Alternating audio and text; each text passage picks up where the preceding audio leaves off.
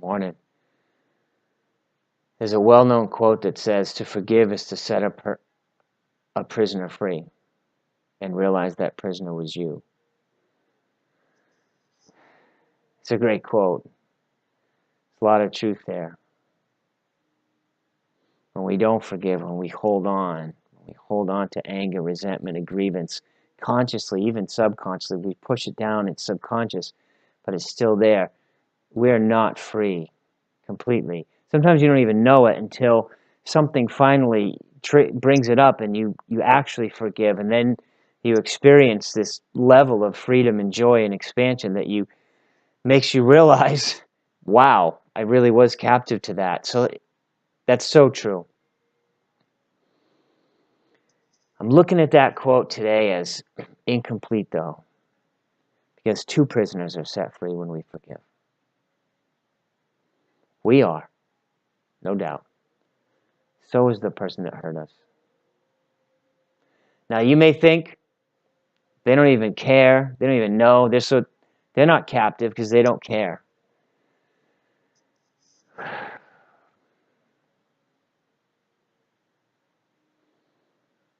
At our core, beneath the personality, where all the gruff exterior is and insensitivity and the thoughts and emotions and all that mind-body stuff, at the heart level, we all care, we're all loving, we're all compassionate, because that's where we came from. That's what Source is. That's what we are.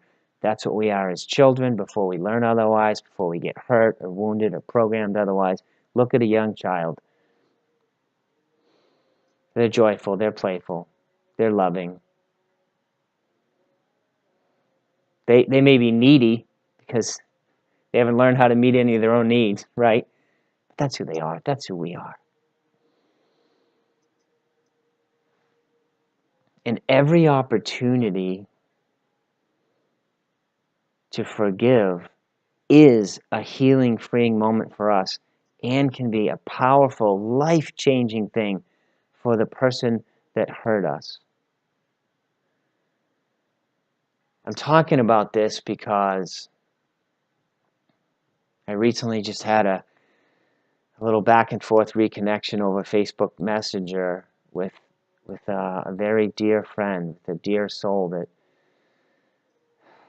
has meant a great deal to me in my life, and someone that I wounded very deeply many, many, many years ago. And then years after that, we reconnected. I mean, many years after that. And we spent time together and talked about those hurts and those pains. And, I had said I'm sorry long before that. And she had, I think, said, I forgive you, and so, like, consciously, that sort of thing had happened.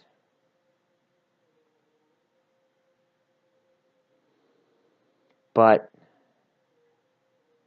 there is something very powerful about being with someone face to face and holding them, physically holding them in an embrace of love, of unconditional love and acceptance, where they experience energetically the love and the obvious forgiveness that's imbued in the love that you have, that you're feeling, that you're connected to, and that you have for them. So I just wanted to encourage you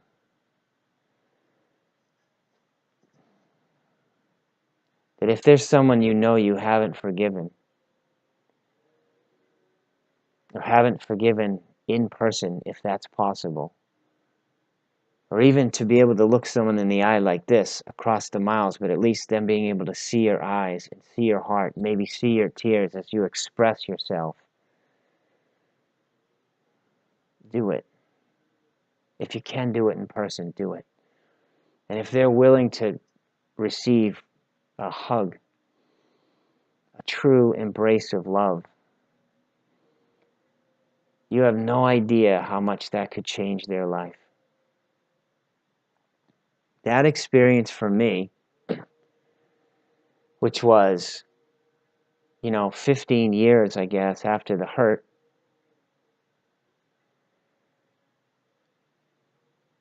it's hard to describe in words what it did for me, but it was like someone put paddles on my heart, clear, and like brought a part of me back to life.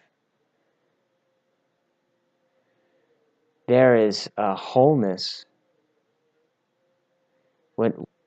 because oftentimes if we don't forgive, the other person can't really forgive themselves.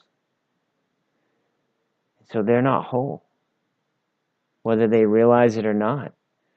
And you can give them that, the opportunity at least. You can't, it's an inside job, but when someone's ready, and the fact that I'm making this now means some of you that will hear this, it's there, you know it's there, and even though you may not think the person or persons are ready for it, there are people ready for this experience, or I wouldn't be talking about this right now.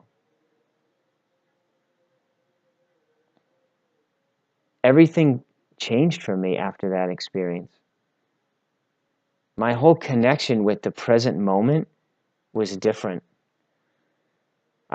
My connection with my own heart, because I could love myself more completely, changed. And it has evolved since then.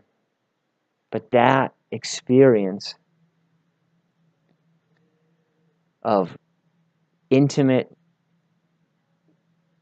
love, emotionally intimate love and forgiveness.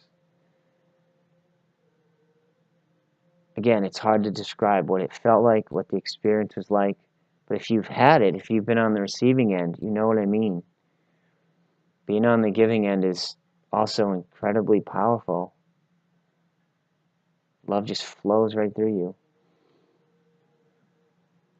And, since then I've had other similar experiences. Only one other that was nearly that profound, where someone I hurt deeply in kind of the same way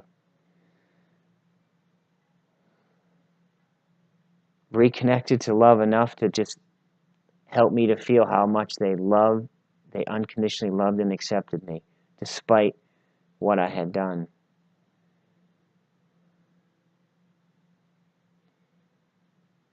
It is a powerful alchemy of the heart. It's a life-changing experience. So, if you're feeling this, if you're feeling challenged by it, just think about it. Go for a walk with it.